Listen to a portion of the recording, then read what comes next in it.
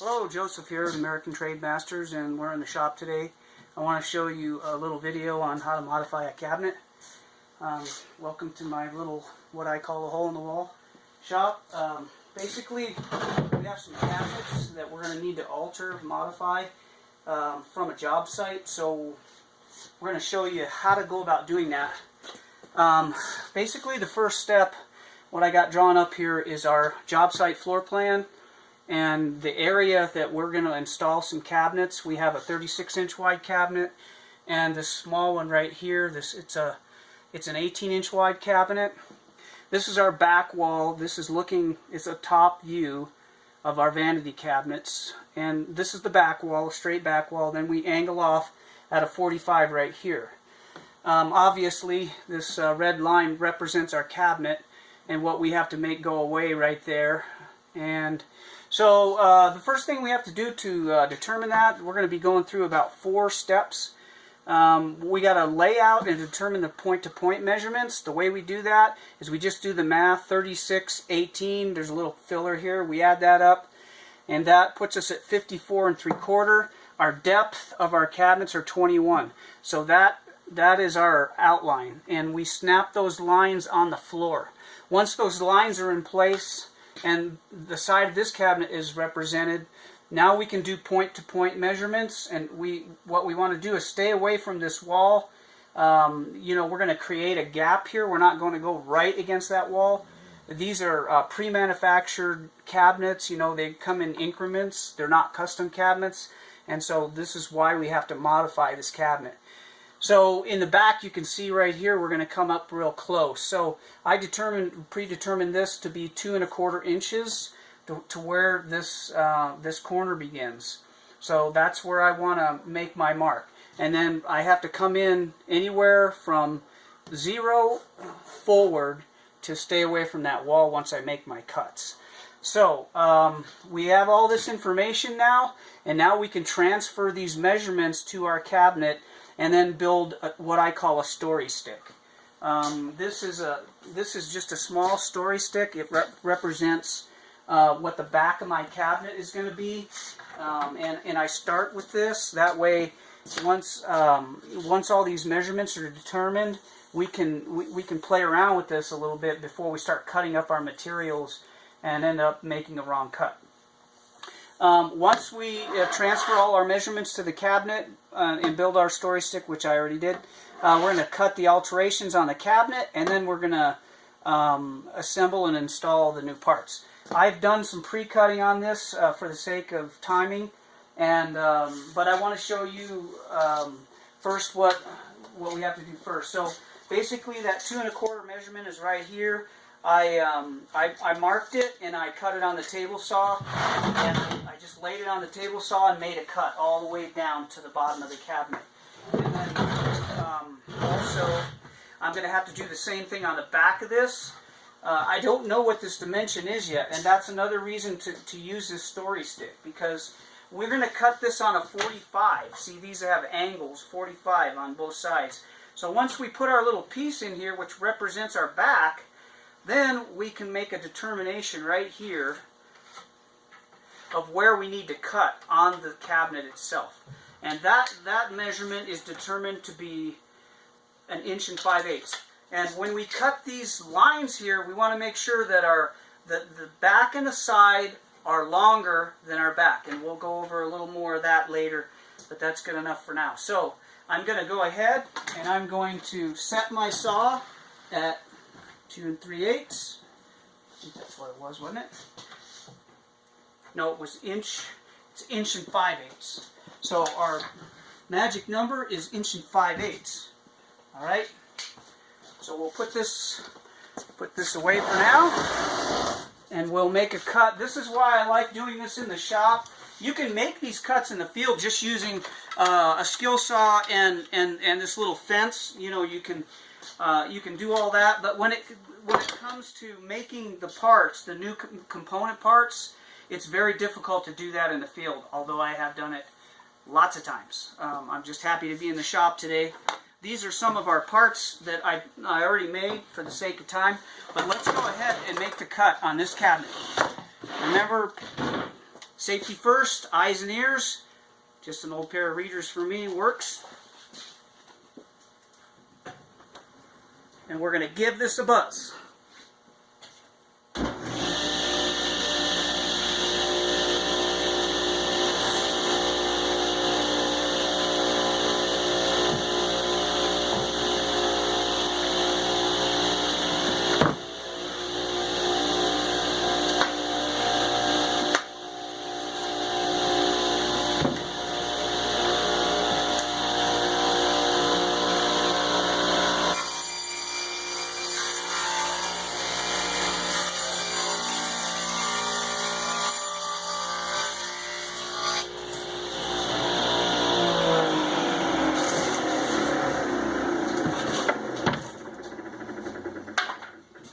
As you can see right here, I used a piece of scrap material to lay down because it was a little uneven because of this ear right here. And to make it flat and make my cut true, I had to use that piece of scrap on the table.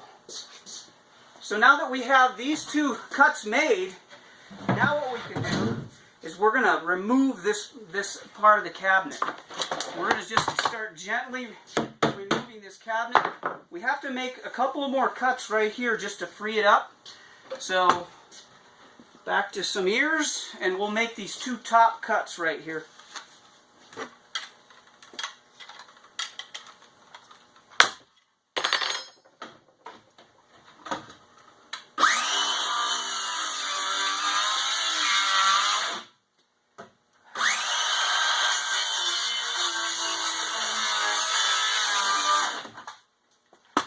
Not too concerned about accuracy here. These are all our rough cuts. They're going to be hidden by our final back piece that we put in. So now we're just going to slowly start dismantling this part of the cabinet that we cut off. You're going to find fasteners. Sometimes there's screws. Sometimes there's just staples on these. So be careful. You just want to do it really slowly so that you don't break the good part of the cabinet that we're trying to save. So these are all just turn into scrap pieces.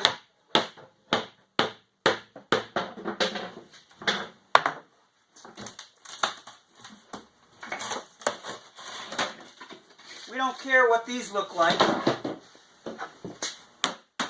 just going to take all this off. Okay, now that we have that off, this is why it was important to use that story stick first. Because, see, everything is all predetermined. Now we can bring our story stick back in here and make sure that everything's going to work once we put our new back on this for the angle cabinet. And it looks like we're in real good shape here. So now we use the story stick to actually draw the line to cut the bottom of the cabinet out now. So we're going to just set this in here. And remember, I told you we make these backs a little bit long. We're going to make a little channel right here on both sides. We're just going to go right there. There's going to be a little gap in here. We'll show you that later. But right now, we're going to go ahead and make this cut. And remember, this cut we don't really care a lot about as far as being accurate. It's going to be a rough cut that's hidden. So we're going to take our two tools here, and you could use different tools to do this. Cut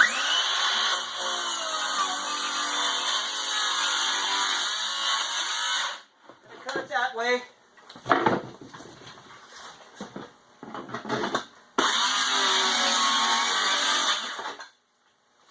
I just like to use a skill saw for speed. Now we're going to finish it off with our jigsaw.